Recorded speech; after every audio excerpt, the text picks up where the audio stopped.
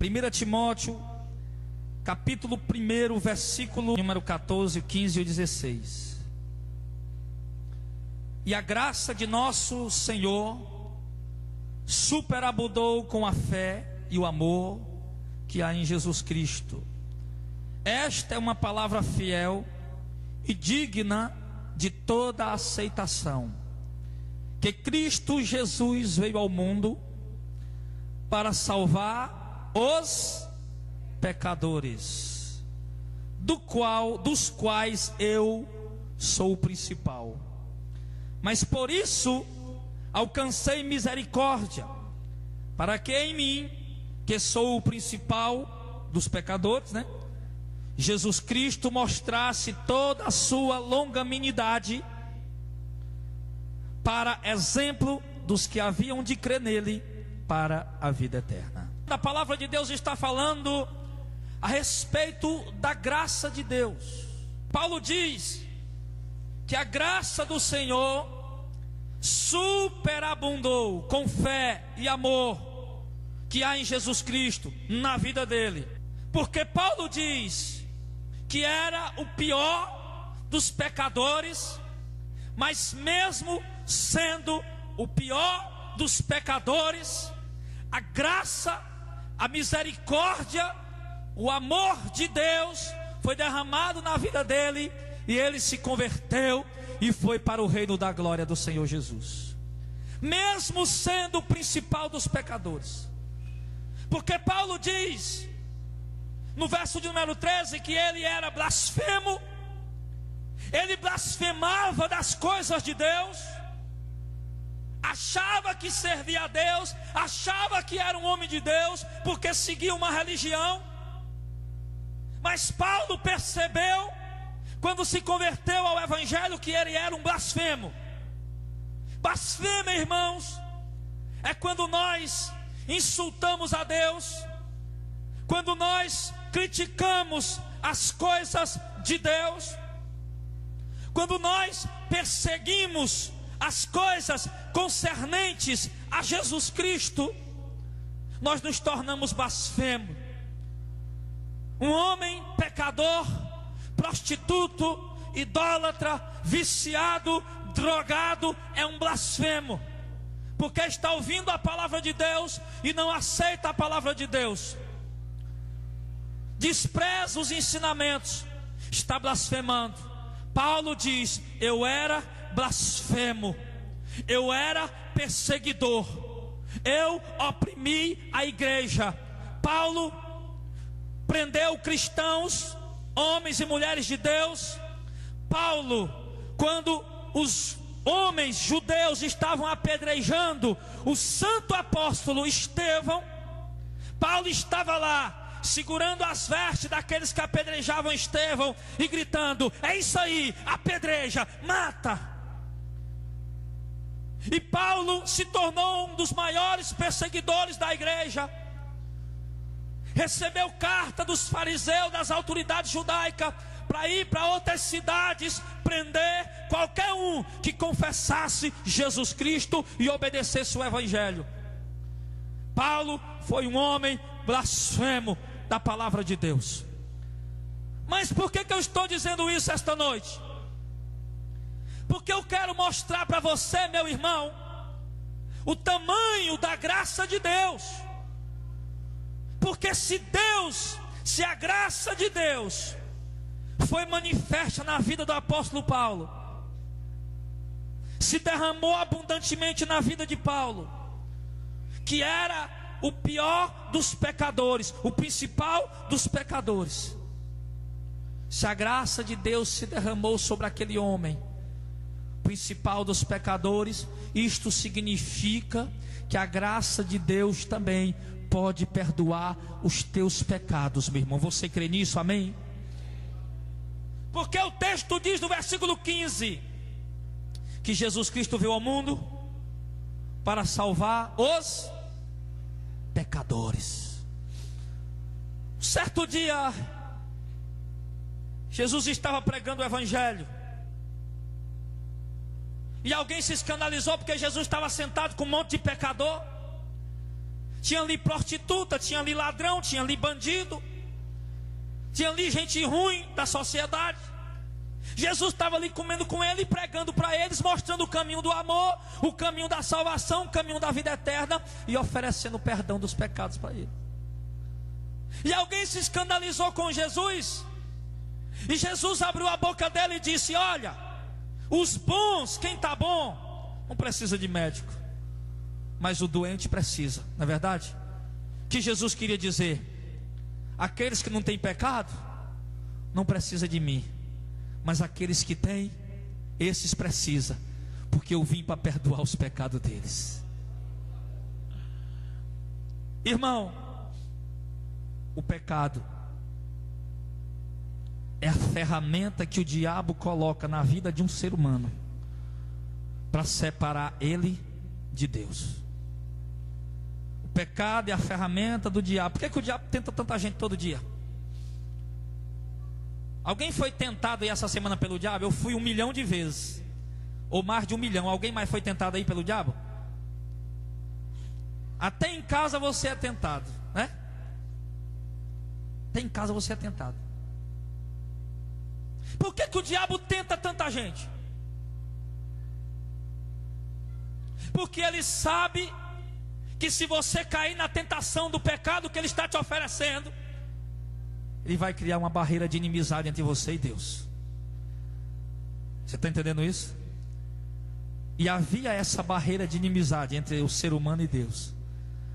Mas quando Jesus Cristo veio e morreu na cruz do Calvário, essa barreira caiu, e todo ser humano passaram a ter acesso a se aproximar de Deus através do arrependimento, através da pessoa do Senhor Jesus. Quando ele abre a boca dele e diz no Evangelho de João capítulo 14 versículo 6: eu sou o caminho, a verdade e a vida, ninguém vem ao Pai senão por mim. Jesus derrubou aquela barreira. Há uma barreira que separa o homem de Deus, mas aquele que vai por intermédio de Jesus, ele salta essa barreira, ele pula essa barreira e ele consegue chegar até a presença de Deus. Aquele que entrega a sua vida a Jesus, aquele que se conserta com Deus, que passa a andar em obediência ao Evangelho de Cristo. Então Jesus Cristo veio ao mundo para salvar os pecadores. Mas salvar os pecadores de quê, irmão? Salvar os pecadores de ter dor de barriga? Salvar os pecadores de ficarem pobres e perder alguma coisa material? Não. Jesus Cristo veio para salvar os pecadores do fogo do inferno, do fogo eterno, que as testemunhas de Jeová diz que não existe o inferno. Dizia isso olhando lá para o Antigo Testamento. Se o apóstolo Paulo diz para Tito, na carta de Tito, que esse mistério do reino de Deus estava oculto desde os tempos eternos, mas agora foi revelado pela minha pregação, o apóstolo Paulo diz. Então os testemunhos de Jeová estão muito atrasados. Você está recebendo testemunho de Jeová na tua casa, irmão? Você está atrasado. Você está aprendendo coisa. Você precisa pedir a Deus para voltar ao menos 2.000 anos no passado, para você poder viver o que eles estão pregando. Porque nem que Jesus Cristo é Deus eles acreditam. Nem que Jesus Cristo é Deus eles acreditam. Então ele veio para nos salvar do fogo eterno. Jesus veio para nos salvar do fogo eterno. Então lá em Efésios capítulo 2, como eu peço para você abrir Efésios 2. E vos vivificou, vos deu vida, estando vocês mortos em ofensas e pecados. Você entendeu aí? O que é que separa o homem de Deus, que eu falei? O pecado. O homem que vive na prática do pecado, o texto de Efésios capítulo 2 versículo 1 diz que essa pessoa está o quê? Morta. Está aí? E ele nos vivificou, estando nós mortos em nossos delitos e pecados. O homem, antes de ter um encontro com Jesus, o homem, antes de entregar a vida a Jesus, antes de passar a obedecer o Evangelho, ele está morto, porque ele está vivendo numa vida de pecado, distante de Deus, distante do evangelho que pode dar salvação ao homem. Então o homem está morto por causa das suas ofensas a Deus, por causa dos seus pecados. Mas Jesus Cristo veio e fez o quê?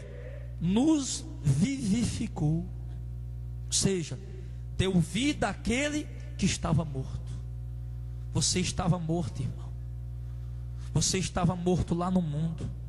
Hoje você está murmurando porque Deus não te deu aquela bençãozinha que você está pedindo todo dia. Hoje você está murmurando porque Deus está demorando a trazer aquela benção, aquele milagre. Hoje você está murmurando porque Deus está demorando a fazer isso ou aquilo outro na tua vida. Mas abra os teus olhos espirituais hoje, meu irmão. Entenda que você estava morto lá no mundo, condenado ao inferno, e Jesus Cristo já te deu vida, meu irmão. Isso é motivo de você se alegrar, porque hoje você está vivo por causa do Espírito de Deus que está habitando na tua vida. Porque hoje você está em Cristo.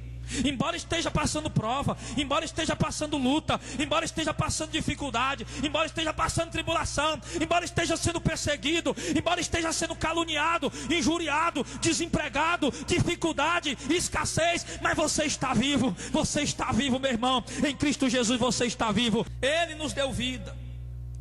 E ele diz no verso 2 que no outro tempo nós andávamos segundo o curso desse mundo, segundo o príncipe da potestade do ar. O príncipe, o diabo, príncipe da potestade do ar, o espírito que agora opera nos filhos da desobediência. Olha aí, ei, toda pessoa, presta atenção, toda pessoa que vive na desobediência. Desobediência de quê? Da palavra de Deus. Toda pessoa que vive na desobediência, ela está sendo manipulada pelo diabo. O diabo está atuando nos filhos da desobediência, aqueles que andam em desobediência. Embora tenham uma religião para seguir, embora sejam pessoas religiosas, mas está em desobediência da palavra, o diabo quem está dominando a sua vida. Você talvez pode andar com a Bíblia na mão, está em desobediência da palavra, o diabo é quem está dominando a tua vida. O que o texto diz? Você pode ter uma religião, pode ser qualquer pessoa, pequena ou grande, importante ou não na sociedade, isso não importa para Deus. Se você está em desobediência, é o príncipe da potestade do ar, é Satanás, quem está dirigindo os teus passos, quem está dirigindo a tua vida. Entre os quais, verso 3, todos nós também antes andávamos nos desejos da nossa carne, fazendo a vontade da carne e dos pensamentos. Não era assim que a gente andava? Era? Todos nós, ele diz que é todos nós. Não era só alguns. Andava nos desejos da carne, fazendo a vontade da carne e dos pensamentos. Um pensamento que vinha, o camarada realizava. E nós não podemos mais ser assim, irmão. Nós estamos em Cristo. Se você está em Cristo, você vai entender que você não está levando mais essa vida fazendo a vontade da carne e nem dos seus pensamentos. Porque se você ainda anda fazendo a vontade da carne, dominado pela carne e satisfazendo os desejos do teu pensamento, é porque, descubra, você ainda não está em Cristo Jesus, o Senhor. Porque aquele que está em Cristo, diz a palavra de Deus, é nova criatura. As coisas velhas se passaram, eis que se fizeram novas. Aquele que está em Cristo, como diz João capítulo 3, versículo 3, ele nasceu de novo. Ele se tornou uma nova criatura, uma nova pessoa, com novas ações, novas atitudes. Atitudes de acordo com a palavra de Deus. Atitudes baseadas na palavra de Deus. Atitude daquele que está em Cristo está balizada, alinhada com a palavra de Deus. Está assim. As minhas ações, as minhas atitudes, eu estou em Cristo, ela está alinhada com a palavra de Deus. Mas nós éramos, verso número 3, a outra parte, por natureza filhos da ira, como os outros também são. Nós, irmão, nós éramos filhos da ira. Nós éramos filhos da condenação, nós estávamos condenados. Tem o texto dizendo, irmão, escuta isso aí, é para você. Estou pregando aqui, é para você. Éramos por natureza filhos da ira, como os outros também. Você era filho de quê? Da ira. Ou seja, se você tivesse morrido antes de conhecer Jesus, antes de entregar a sua vida a Jesus, você não teria sido salvo. Você ia participar ou sofrer a ira de Deus, porque você era filho da ira.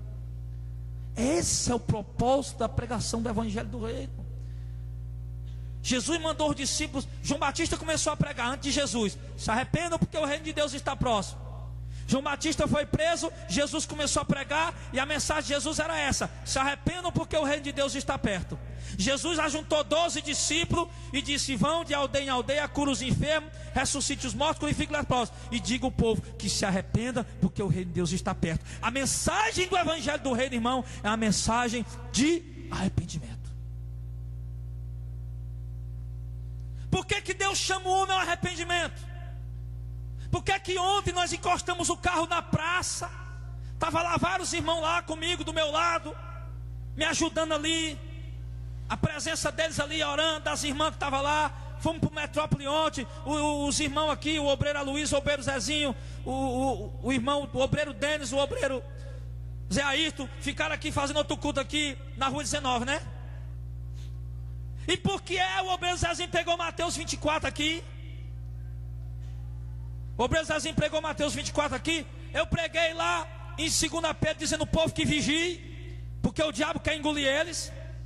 E aqui quando cheguei na praça, eu fui gritar que nem um doido, que nem um abestado, dizendo ao povo que se arrependa porque o mundo vai se acabar. Lá em 2 Pedro capítulo 2 diz que vai se queimar, vai se acabar tudo, vai ser destruído tudo.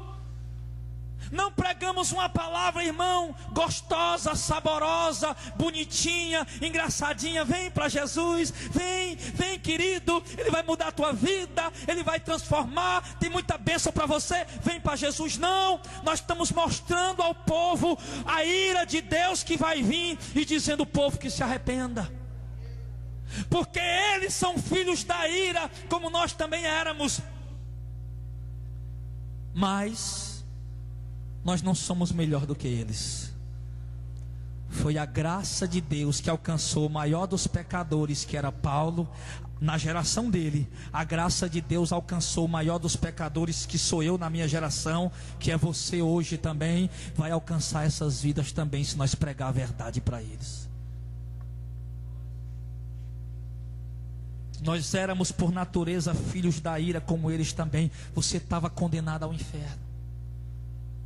Você estava condenado ao inferno e não sabia. Senhor, tem uma surpresa desagradável, irmão. Quando você fechou os olhinhos aqui, tua família está lá te velando, bichinho bonitinho, era tão bonzinho, ele está num lugar bom. Tá não, estava lá no inferno ardendo. Lá no inferno. Junto com o rico lá da parábola lá, do rico e do mendigo. Estava lá igual o rico, gritando: me dá um copo d'água, pelo amor de Deus. Aqui não tem água para ninguém. É tormento a eternidade toda. E o pessoal aqui jogando coroa branca no teu caixão, vela branca, fazendo reza, bonitinho, o bichinho está num canto bom. E você lá em desespero, naquela prisão do inferno, gritando, mas sem obter resposta. Isso que ia acontecer com a tua vida. Mas pela graça de Deus, você ouviu o Evangelho do Reino, e você foi uma pessoa de fé e de atitude. Não ficou só no ouvido: é bonita a palavra, gostei.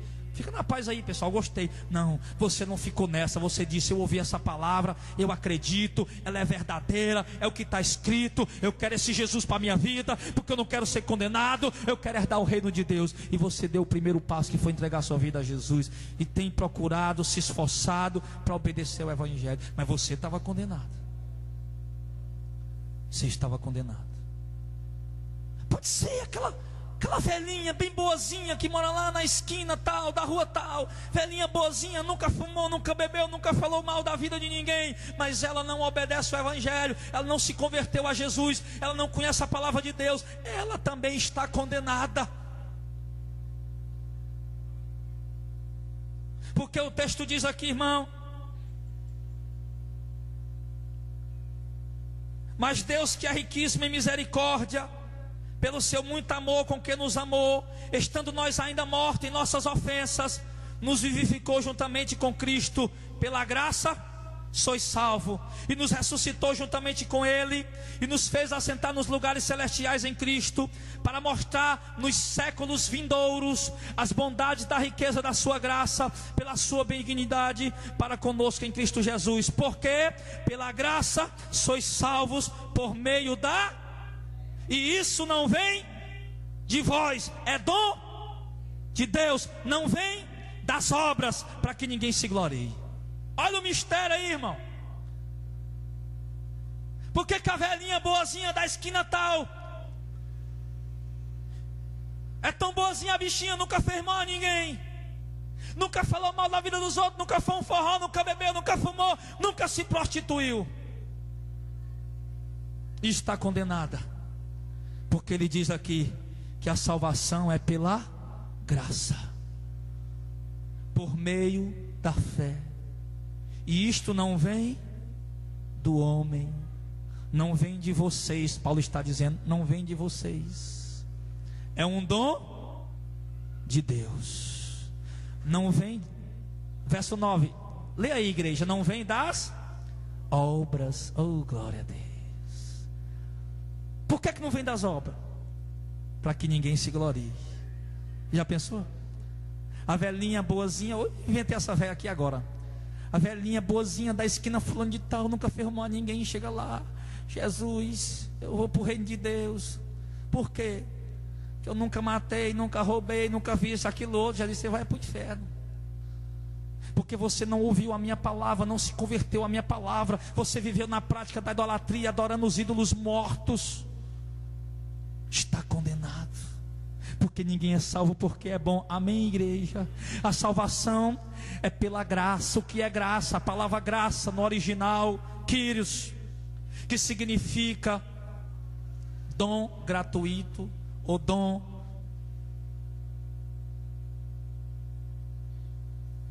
de Deus, um dom gratuito, um favor. A palavra graça significa isso. Favor a alguém que não merece. Você acha, se tivesse alguém que merecesse a salvação no mundo, Jesus precisava ter morrido na cruz? Se alguém merecesse, Jesus não ia morrer, porque Deus ia escolher pelo merecimento. Deus não escolhe pelo merecimento, não é pelas obras. Você pode passar a sua vida inteira fazendo obra, meu irmão. Você pode passar a sua... É que nem o apóstolo Paulo diz lá em 1 Coríntios 13. Você pode vender tudo que você tem e dar para os pobres, se não houver amor, não vale nada. Se você pode dar o seu corpo para ser queimado, se não houver amor, não vale nada. Você pode passar a sua vida inteira fazendo obra, querendo conquistar a tua salvação. Muita gente diz assim: meu irmão, se você morrer ansioso, vai para onde? Eu não sei, Deus vai, eu não sei se eu mereço. Eu acho que eu mereço. Já ouviu isso? Não? Eu já ouvi isso. Alguém já ouviu isso aí também? Eu não sei se eu mereço. Não, Deus vai me botar no canto que eu mereço, então vai para o inferno. Porque eu, pastor Jardel, mereço ir para o inferno. Tem mais alguém que merece ir para o inferno aí? Tem mais alguém? Que merece, que merece. Todos vocês merecem. Todos nós. Vocês não estão entendendo a palavra. Quem merece ir para o inferno aqui? Eu mereço. Tem mais alguém que merece aí? Todo mundo. Todo mundo merece ir para o inferno.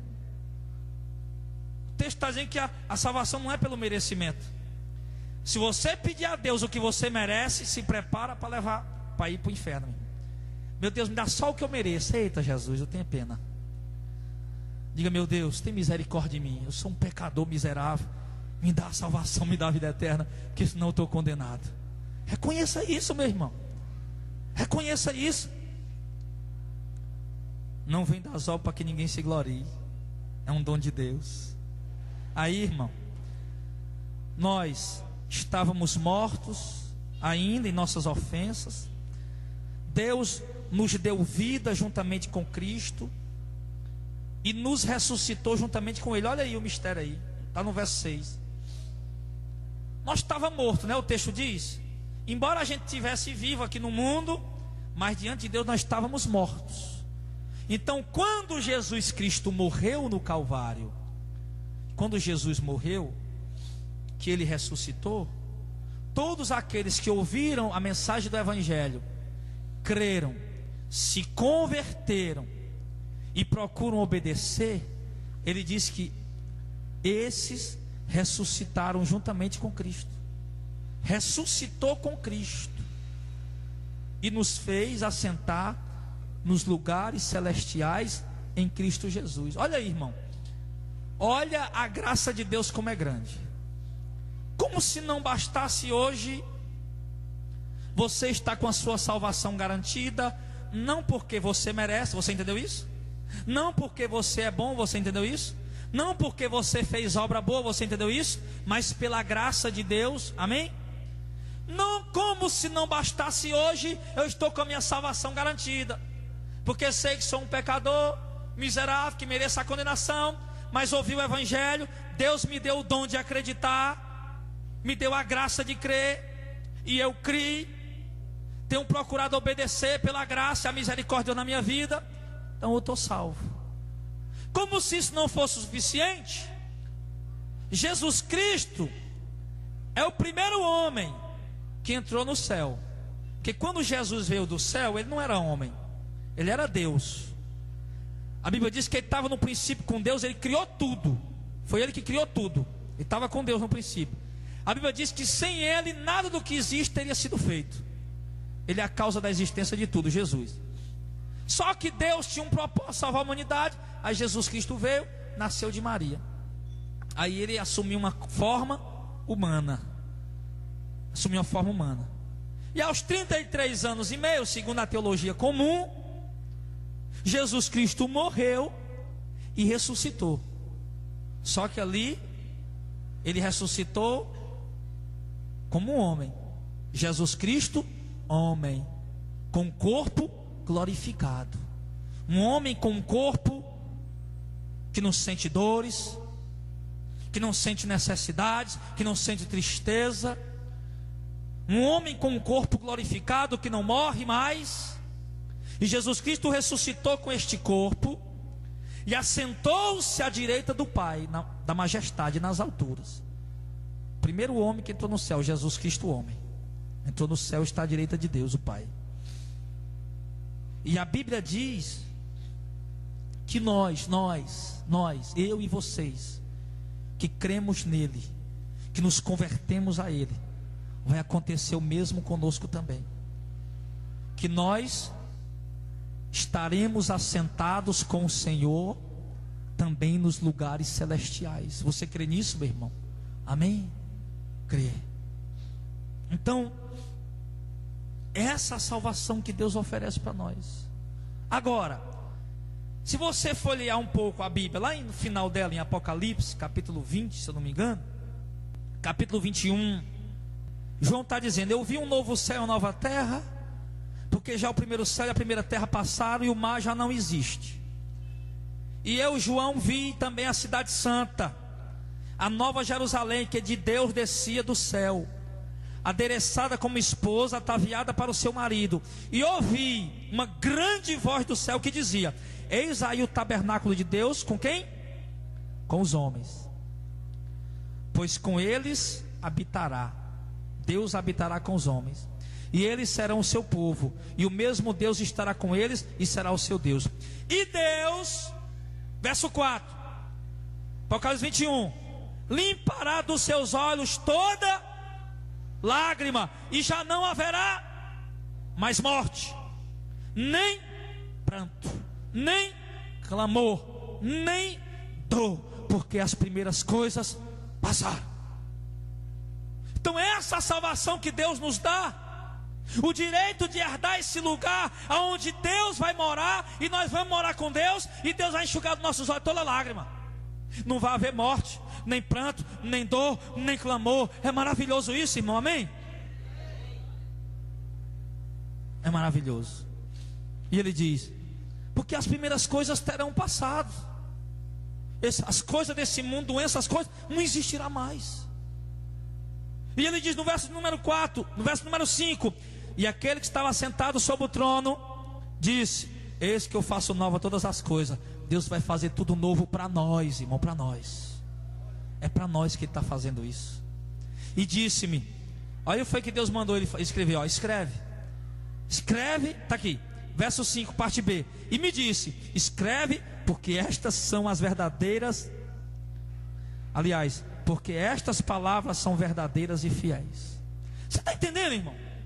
É um absurdo, é impossível, é extraordinário. O mundo não acredita, o mundo zomba, mas o texto, Deus está dizendo: escreva, João, porque essas palavras são fiéis e são verdadeiras. E ele me disse mais, verso 6: está cumprido. Eu sou o alfa e o ômega, o princípio e o fim. A quem quer que tiver sede, a qualquer que tiver sede, de graça lhe darei da fonte da água da vida. Já não dá para fazer parte das igrejas evangélicas de hoje, né? Que é de graça. Aí tudo enquanto tem que pagar, né? Até para entrar num culto aí já estão cobrando entrada. Show, né? Que eles chamam de culto gospel, né? Entrada. Pagar a entrada, meu filho. Aí outro dia eu vinha com a minha esposa de casa. Eu digo: rapaz, com tanta coisa para pagar aí no meio evangélico aí nós passamos numa igreja ali, a igreja fechada, com ar-condicionado. Olhei assim, uma brechinha na porta, e todo mundo lá dentro, e um porteiro na portaria lá, com o ar-condicionado fechado. Eu digo: rapaz, o pessoal tem medo de entrar aí, porque pensa que vai ter que pagar ingresso, tá tudo fechado. O pessoal está assustado. Mas ele está dizendo aqui que o Senhor está dizendo que quem tiver sede, qualquer um. Você tem sede de vida eterna, amém, meu irmão? Você não precisa pagar nada por isso. O Senhor está dizendo: eu lhe darei de graça da fonte da água da vida. Verso 7: quem vencer herdará essas coisas, e eu serei o seu Deus, e ele será meu filho. Irmão, é para quem vencer. Para quem? Só é para quem vencer. Eu conversava com os irmãos aí, e eu dizia: irmão, uma pessoa só pode abrir a boca e dizer que venceu se tiver lutado, né? Como é que você vai dizer que venceu se não houve nenhuma luta na tua vida? Hein? Tem como dizer que venceu sem luta? Não. Se alguém disser: pastor, eu venci, eu já sei, irmão, estava passando uma luta, porque é sinal que houve uma batalha. Então a salvação é só para aqueles que vencer. Vencer, o que é que nós temos que vencer, irmão? Vencer o falso evangelho, vencer os falsos profetas, vencer os falsos pastores, vencer os falsos pregadores do evangelho, vencer o engano que tem, a distorção da palavra de Deus que o povo tem distorcido por aí. Temos que vencer tudo isso. Vencer para poder seguir a palavra direitinho, para poder dar essas coisas. Verso 8, escute aí: mas quanto aos tímidos. Sabe o que é a pessoa tímida? A pessoa tímida é aquele Maria vai com as outras. Ele quer ser legal com todo mundo, e ele engole tudo, ele aceita tudo, sabe? Ele não sabe dizer não. Ele chega numa igreja, o pastor está fazendo negócio errado, tá bom, tá certo, Onde ele chega tem alguém fazendo a coisa errada, tá bom, O tímido, ele não tem uma posição, ele não tem a determinação da posição que ele tem em Cristo Jesus. Pessoa tímida. Vamos puxar o gospel. Não, meu pastor mostrou na Bíblia que é errado. Bora lá, rapaz. É mesmo, bora. É assim que funciona o negócio. Mas os tímidos, ele diz: mas quanto aos tímidos, aos incrédulos. Quem é os incrédulos? Quem não acredita naquilo que é no evangelho do reino, no que está escrito. Você não acredita no que está escrito, você é um incrédulo. Você não dá crédito. O pastor pregou, mas deixa para lá. Aos abomináveis. Abomináveis está relacionado aqui adúlteros, abominação, culto às imagens, também idolatria, também abominação, estupro, roubo, assalto, assassinatos, tudo isso é abominável. Aos homicidas, assassinos, aos fornicadores. Quem sabe o que é fornicador aí? Pessoa que pratica sexo sem estar legalmente casado. Fornicador. Os feiticeiros. Feiticeiro, meu irmão, é aquelas mulherzinhas lá do centro que quer ler tua mão. É aquele que você vai para ler a bola de cristal. Aquele que bota o baralho. O macumbeiro. O agoreiro. O rezador, o benzedor. Feiticeiro. Espírita. Mexe com feitiçaria.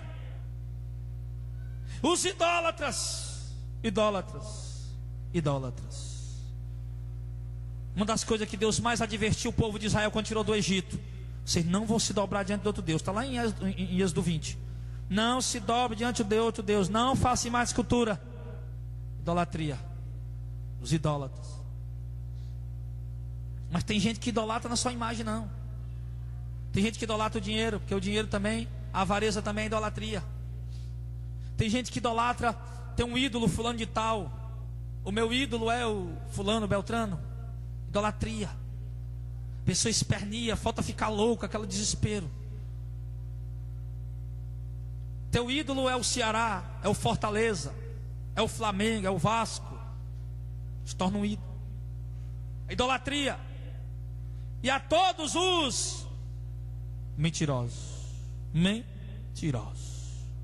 Todos os mentirosos. Você sabia que para mentir não é obrigado você abrir a boca, não? Às vezes só o fato de você estar enganando alguém, você está mentindo. Está enganando alguém, você está mentindo. Por exemplo, alguém que está fazendo um negócio desonesto e não abriu a boca para dizer ninguém. Não abriu a boca para dizer para ninguém, para enganar ninguém. Mas ele está mentindo, porque está fazendo um negócio desonesto. Alguém que está vivendo em adultério, está mentindo, porque está enganando o outro. Os mentirosos. Os mentirosos. Mente para se dar bem. Mente para se aproveitar de situações. Mente. E olha que a mentira é uma prática comum na vida de muitas pessoas. Conheci um irmão que o cabra mentia. Pensa num cabra para mentir. O camarada falasse 10 palavras, 9 era mentira, uma era verdadeira. E olhe lá. E este cabra se converteu. E ele disse: pastor, eu tenho um problema sério. Pensa num cabra mentiroso, sou eu. E eu disse: irmão, não precisa você estar mentindo. Você não precisa dar satisfação de tudo da sua vida. Alguém liga para ti, tu está em determinado lugar, não quer dizer. Aí diz: não, eu estou aqui em casa. Não precisa dizer. Falou, está onde? Não, não estou em casa não. Pronto. Você quer saber onde é que eu estou? Você quer ver o que é que estou fazendo? Não é obrigado a você dizer tudo. A satisfação na tua vida. Eu digo: irmão, tu pode derrubar essas mentiras. Você não precisa estar dando detalhes, as coordenadas. Irmão, eu estou aqui a 40 graus a sudoeste, no ponto tal. Não precisa disso. Então, os mentirosos, a sua parte será no lago que arde com fogo e enxofre. O que é a segunda morte? A segunda morte, irmão, significa não a pessoa morreu, deixou de existir. Não é isso. A segunda morte significa a separação de Deus. É isso que significa a segunda morte. Onde muita gente pega um texto e vai fazendo heresia. A segunda morte significa separação de Deus. Porque a alma do homem, ela é eterna. O ser humano é eterno.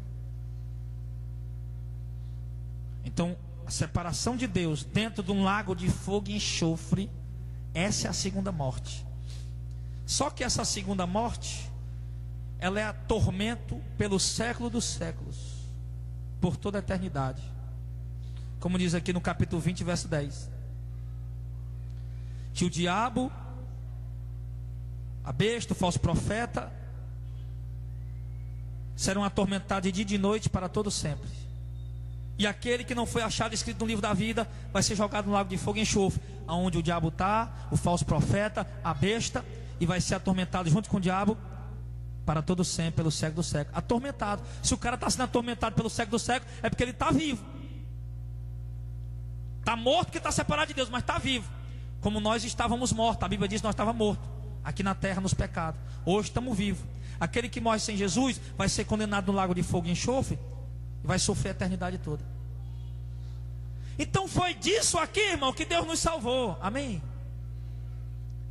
E foi essas maravilhas aqui que Ele nos prometeu: enxugar dos nossos olhos toda lágrima, habitar com Ele, morar com Ele, ver o rosto de Deus, ver a face de Deus.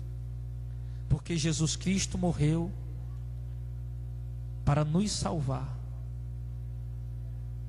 Jesus Cristo deu a vida e nos salvou da condenação do inferno.